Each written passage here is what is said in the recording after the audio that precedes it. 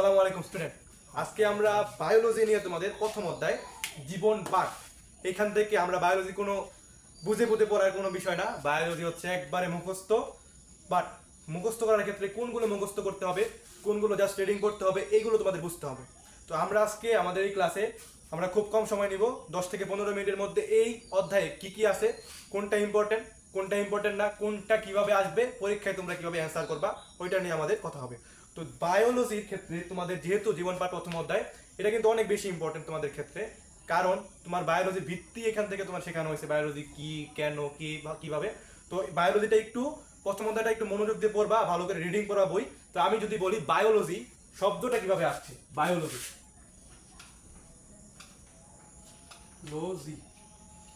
Biology জিনিসটা আসছে হচ্ছে বায়োস আর লোগোস। বায়োস কি আর লোগোস? বায়োস হচ্ছে তোমার জীবন আর লোগোস হচ্ছে তোমার জ্ঞান। এগুলো কি শব্দ ভাইয়া? গ্রিক শব্দ। কি শব্দ? গ্রিক শব্দ। এইগুলো এই ইম্পর্টেন্ট জিনিস, এখান থেকে তোমার এমসিকিউ আসতে পারে। তো বায়োস আর লোগোস, বায়োলজি কোথা থেকে আসছে? বায়োস আর লোগোস থেকে। ঠিক আছে, তো জীবন সম্পর্কিত জ্ঞান। তো এই জীববিজ্ঞানে বা বায়োলজিতে কি নিয়ে আলোচনা করে?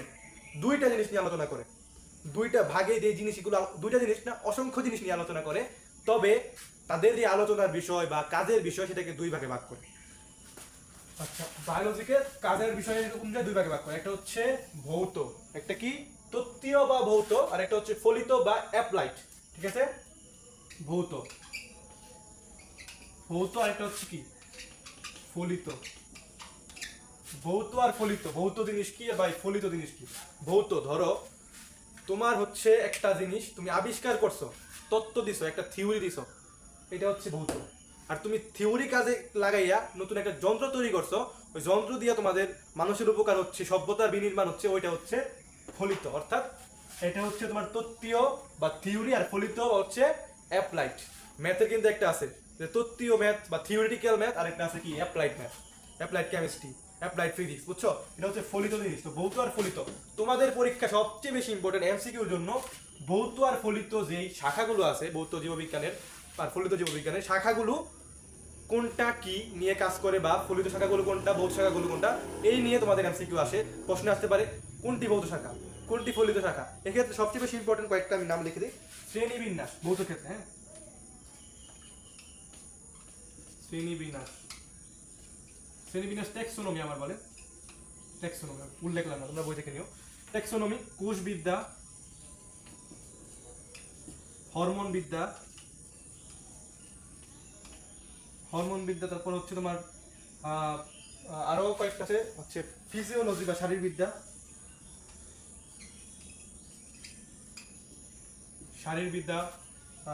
টিস্যু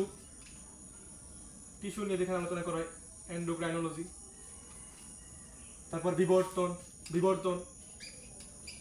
মোটামুটি এই কয়টা বললেই মোটামুটি এমসিকিউ আসে, এগুলো বাইরে থেকে খুব কমই আসে। আর ফলিতর ক্ষেত্রে সবচেয়ে বেশি ইম্পর্টেন্ট কীটতত্ত্ব,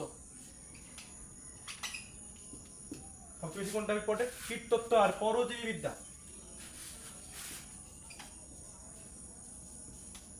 পরজীবী পরিলেখ কেন, সবাই তো পড়ি না। পরজীবী বিদ্যা,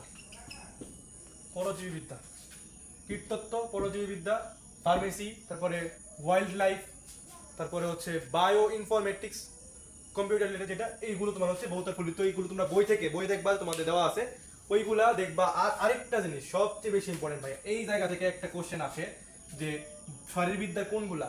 শ্বসন, রেচন, শালক, সংশ্লেষণ। বুঝছো? এটা হচ্ছে তোমার এই জিনিসটা আরো বেশি ইম্পর্টেন্ট, এখান থেকে আসে। তো এই হলো তোমার শাখাগুলো নিয়ে তোমরা পড়বা। আমি কিন্তু আলোচনা করি নাই, জাস্ট তোমাদের দেখাই দিচ্ছি কিভাবে আসতে পারে। এরপরে তোমাদের আরেকটা হচ্ছে শ্রেণী বিন্যাস বা জীব জগৎ নিয়ে। আচ্ছা, জীব জগৎকে কয়টা ভাগে ভাগ করা যায়?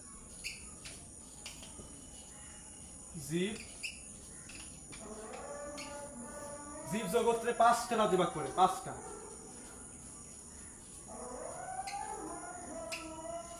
জীব জগৎকে 5টা ভাগে ভাগ করে, মনেরা, প্রোটিস্টা, প্রোটিস্টা ফানজাই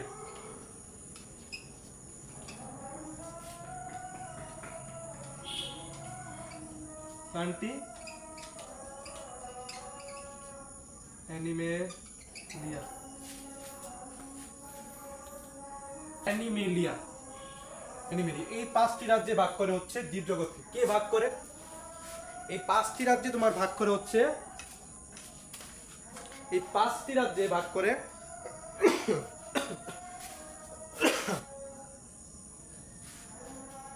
এই 5টি রাজ্যে ভাগ করে আর.এস. হুইটেকার। আর.এস.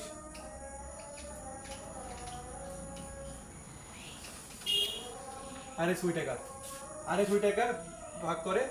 সালটা আমার মনে নাই, তোমরা বই থেকে তোমাদের সালটা একটু জেনে নিবা। পরে হচ্ছে এই যে 5টা রাজ্য, এই 5টা রাজ্যরে আরেকজন বিজ্ঞানী, সেই মহাবড় পণ্ডিত, উনি আবার ভাগ করেন 2টা সুপার কিংডমে। কি করে? 2টা সুপার কিংডমে। এই যে মনেরা, এই মনেরারে রাখে হচ্ছে সুপার কিংডমে একে, সুপার কিংডম একে রাখে। আর এই 4জনকে রাখে হচ্ছে সুপার কিংডম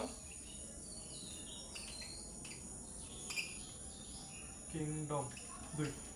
সুপার কিংডম 1 আর 2 রাখে। এই পণ্ডিতের নাম কি? এই পণ্ডিত সাহেবের নাম হচ্ছে মার্গিউলিস।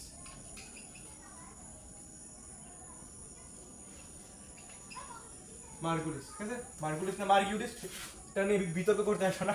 তো এরা 2 ভাগে ভাগ করে। এখন কিসের ভিত্তিতে উনি ভাগ করেন আর কিসের ভিত্তিতে উনি ভাগ করেন? এখন আসো, ওনার যে তত্ত্বটা সেটা হচ্ছে সুপার কিংডম 1 আর 2 কেন? উনি মূলত 2টার উপর, একটা জিনিসের উপর, বৈশিষ্ট্যের উপর বেস করে, সেটা হচ্ছে নিউক্লিয়াস। সেটার উপর বেস করে নিউক্লিয়াসের উপর, নিউক্লিয়াস উনি হচ্ছে নিউক্লিয়াসের উপর বেস করে। নিউক্লিয়াসের গঠনটা কেমন? মনেরার গঠনটা হচ্ছে এদের 4জনের থেকে আলাদা। কারণ মনেরার গঠনের ক্ষেত্রে হচ্ছে মনেরার কি নাই? নিউক্লিয়াস সুগঠিত নয়, সুগঠিত নয়। আর এদের 4জনের নিউক্লিয়াস কি? সুগঠিত। তো এখন আমরা মনেরা, প্রোটিস্টা, ফানজাই, প্লান্টি, অ্যানিমেলিয়া এই 5টা রাজ্যের পার্থক্য একটা ছকের মধ্যে দেখব। ঠিক আছে? তো আমরা ছকটা আগাই। তো এই 5টা রাজ্যের পার্থক্য আমরা একটা দেখব। তোমরা যখন পরীক্ষায় আসবে একটা জিনিস ট্রিক শেখাই তোমাদের। পরীক্ষায় পার্থক্য আসে না যে 2টা জিনিস দেওয়া থাকে, উদাহরণ দেওয়া থাকে, উদাহরণগুলো মনেরা, প্রোটিস্টা, ফানজাই, অ্যানিমেলিয়া, প্লান্টি উদাহরণ দেওয়া থাকে। তারপরে তোমাকে বলে যে কোনটি বেশি উন্নত জীব। এই ক্ষেত্রে তোমাকে পার্থক্য লেখো তোমরা, বা তুলনা করো। তোমরা একটা কাজ করবা, এইরকম বক্স আগে ফার্স্টে লিখবা বৈশিষ্ট্য, তারপর যেই রাজ্য বলবে সেই রাজ্য আগে তুমি বলবা যে এই প্রাণীটা হচ্ছে এই রাজ্যের। ঠিক আছে? এটা বলে নিও যে এই জীবটা হচ্ছে এই রাজ্যের। তারপরে রেফারেন্স দিয়ে তারপরে লিখবা এইভাবে, বৈশিষ্ট্য লিখবা এক জায়গায়, পার্থক্যের বৈশিষ্ট্য, পরে লিখবা হচ্ছে কি রাজ্য, রাজ্যের নাম লিখে তারপরে লিখবা। যেমন বৈশিষ্ট্য কোষের ক্ষেত্রে নিউক্লিয়াস,